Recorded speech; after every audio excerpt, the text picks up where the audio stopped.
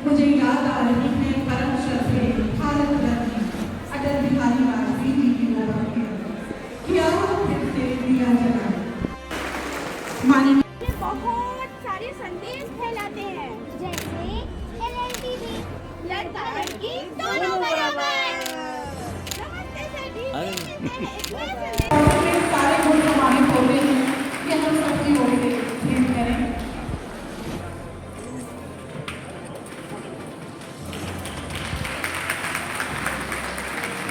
और इसी के साथ निवेदन करूंगी महानिदेशक स्कूल शिक्षा मैडम से कि आप अपर मुख्य सचिव महोदय को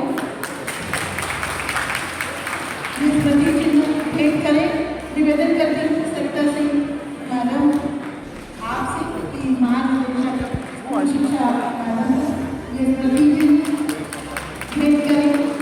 मैं श्री मुकेश सिंह सर आपसे निवेदन करती हूँ यूनिसेफ के चीफ यहाँ मौजूद हैं, उनको हम सर पे स्वागत करता हूं और वंदन करता हूं। आज नारी शक्ति को सम्मान करने का दिन, नारियों को प्रणाम करने का दिन। हम इस संसार की कल्पना बिना नारी शक्ति के नहीं कर सकते, और ये संसार अगर चल रहा है तो वो हमारी नारी शक्ति के बल पे चल रहा है। ये कहना बिल्कुल भी गलत है। और इसीलिए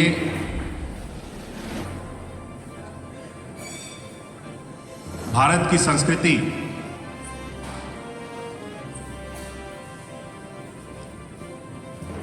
सदैव नारियों का सम्मान करती आई है, और एक श्लोक के माध्यम से भी मैं इसको प्रस्तुत करना चाहूंगा। यत्र नार्यस्तु पूजनेते रमन्ते तत्र देवता, यानी जहां नारी का सम्मान होता है वहीं देवता का वास होता है।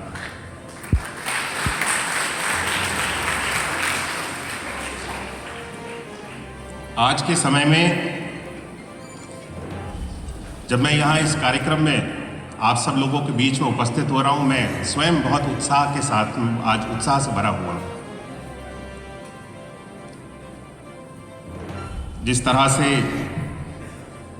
आज के समय में बेटी और बेटे के बीच में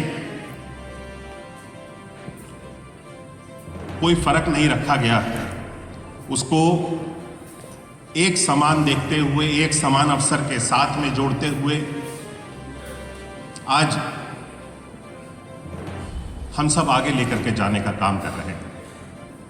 और उसका जीता जागता उदाहरण आज हमारे सामने यहाँ पर उपस्थित है, प्रस्तुत है, कि हमारी बेटियां आज किसी भी क्षेत्र में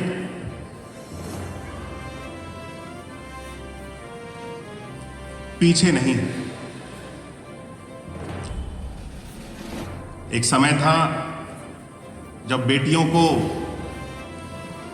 और बेटों को अलग अलग दृष्टि से देखा जाता था। अगर बेटा है, अगर लड़का है तो उसको अपने जीवन में आगे बढ़ने के अधिक अवसर मिलेंगे। परिवार में इस तरह की धारणा होती थी कि इसको ज़्यादा पढ़ाएंगे, अच्छा पढ़ाएंगे, जिससे कि ये आगे चल करके हमारी परिवार का नाम कर सके और कुछ कमा करके भी परिवार को ला सके। और अगर बेटी है तो बेटी को पढ़ाएंगे लेकिन उतना ही कि खाली वो अपना काम कर सके,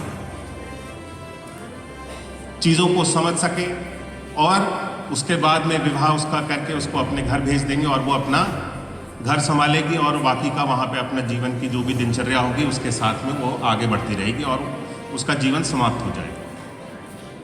आज इस पूरी जितनी भी हमारी ये पुरानी कुप्रथाएं थी, ये सारी धारणाएं थी, आज इसको पूरी तरह से समाप्त करने का काम किया गया। बल्कि आज अगर देखा जाए तो बेटियां बेटों से ज़्यादा अच्छे हुनरमंद हैं और अच्छा काम करके दिखाती हैं, और लड़कों को हर एक क्षेत्र में Very wonderful interventions.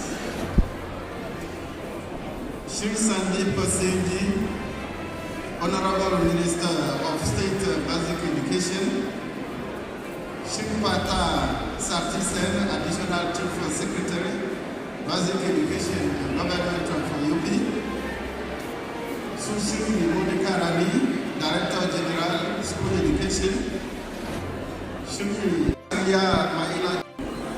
महानिदेशक शिक्षा यूनिसेफ के स्टेट चीफ जकारिया एडम, शिक्षा विभाग से जुड़े मेरे साथी सभी अधिकारीगण, यूनिसेफ के अधिकारीगण, यहाँ आए हुए शिक्षक शिक्षिकाएं, छात्र छात्राएं, सबसे पहले तो मैं आज 8 मार्च के उपलक्ष्य पे, अंतर्राष्ट्रीय महिला दिवस के उपलक्ष्य पे सभी यहाँ उपस्थित महिलाओं को और बच्चियों को अपने हार्दिक शुभकामनाएं देता हूं। और ये दिन आपका है, पर इसमें हमें सोचना चाहिए कि ऐसा हुआ क्यों। आज से बहुत साल पहले 1910 में एक जर्मन महिला ने इसकी पहली परिकल्पना की थी कि एक दिन मनाया जाए कम से कम जो महिलाओं के लिए डिवोटेड हो। और 1975 में यूनाइटेड नेशंस ने, संयुक्त राष्ट्र ने इसको अडॉप्ट किया था कि ये 8 मार्च का दिन इंटरनेशनल वुमेन्स डे के रूप में मनाया जाएगा, जिससे कि महिलाओं को समानता का अधिकार और उनके जो अधिकारों के प्रति जो हमारा कर्तव्य है उसके प्रति हम लोग एक दिन कम से कम काम कर सकें। मेरे को हरिशंकर परसाई जी की एक बात याद आती है, आप में से पता नहीं किसने सुना होगा, कि ये जो दिवस हम मनाते हैं हम हमेशा कमज़ोर लोगों के लिए मनाते हैं, हम कोई थानेदार दिवस तो नहीं मनाते।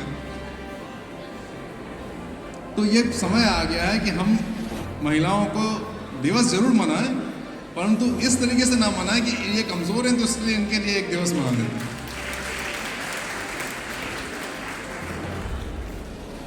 तब से लेकर अब तक बहुत परिवर्तन हुआ है।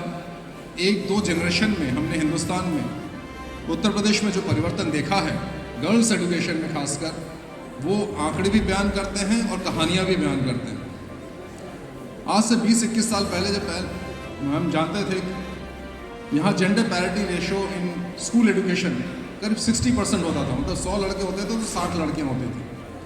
आज जेंडर पैरिटी इंडेक्स पूरे उत्तर प्रदेश में क्लास 12 तक करीब 100 है। उसको सफलतापूर्वक आपने संपन्न किया, तो जो ये यात्रा आपने संपन्न की, इसमें आप लोगों की भी भूमिका है, आपके टीचर्स की भूमिका है, आपके अभिभावकों की भूमिका है, और पूरे जो एक तरीके के पूरे समाज की इसमें भूमिका होती है कि आप लोगों की जो नेतृत्व और क्षमता होती है, जो अभिव्यक्ति की चीज़ें होती हैं, और मीना मंच के माध्यम से जो आप अपने सपनों को उड़ान देते हैं, उसको एक पटल जो दिया जाता है वो प्रगति के माध्यम से दिया जाता है। और आज बहुत हर्ष का विषय भी है कि अंतर्राष्ट्रीय महिला दिवस भी आज है, तो एक साथ साथ 2 कार्यक्रम जो आयोजित हो रहे हैं, और मुख्य रूप से यूनिसेफ की बहुत बड़ी भूमिका रहती है हमेशा। जो भी बालिकाएं होती हैं उनके शैक्षिक विकास के लिए, उनकी भू उन्नति के लिए जो है यूनिसेफ बहुत ही हृदय से इसमें कार्य करता है, और उसके बहुत अच्छे परिणाम हम सबको देखने को मिलते हैं। एक बहुत अच्छा पटल आज अंतर्राष्ट्रीय महिला दिवस पर मिला है।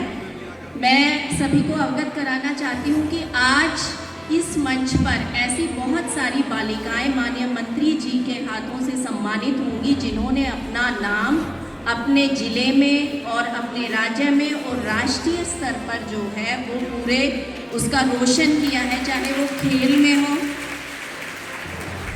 चाहे वो आपकी जो एकेडमिक में उन्होंने बहुत अच्छा किया है, खेल में बहुत अच्छा किया है, सांस्कृतिक गतिविधियों में बहुत अच्छा किया है। तो जिन बच्चों को भी सम्मानित किया जाएगा मैं उनको पूर्ण से बधाई दे देती हूँ और उनके साथ साथ जो भी अभिभावक आए हुए हैं, जो भी बच्चे आए, जो उनके टीचर्स आए हुए हैं, उनको भी मैं बहुत बहुत बधाई देती हूँ।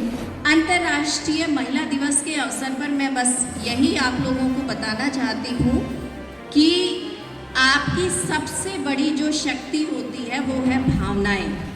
आपके विचार, जो भी हमारी बालिकाएं बैठती हैं उनकी सबसे बड़ी जो शक्ति होती है वो उसकी भावनाएं होती हैं। और भावनाओं को अगर आप तर्क के साथ जोड़ देते हैं और विवेक के साथ जोड़ देते हैं तो फिर कोई ऐसी चीज़ नहीं होती है जो आपको आगे बढ़ने से रोक सके। तो अपनी भावनाओं को आप हमेशा जो है वो अपनी ताकत बनाइए, उसे कभी भी कमज़ोरी मत बनने दीजिएगा। ये मेरा विशेष रूप से आपसे आग्रह है। और आप जिस अवस्था में हैं वो आपके लाइफ का सबसे अच्छा पीरियड है। हम सभी लोग यहाँ पे बैठे हैं और हम सबका सबसे जो अच्छा पीरियड होता है वो हमारा बचपन होता है। और हम अक्सर ये देखते हैं कि जब हम स्वास्थ्य की बात करते हैं तो जो स्वास्थ्य से संबंधित जितनी भी समस्याएं होती हैं वो किशोर अवस्था से शुरू होती है। अब मुझे नहीं पता आपको कितने लोगों को HPV वैक्सीन के बारे में पता है या अपने HP के बारे में पता है या अपनी आईसाइट के बारे में पता है, लेकिन आप समाज के लिए तब कुछ कर पाएंगे जब आप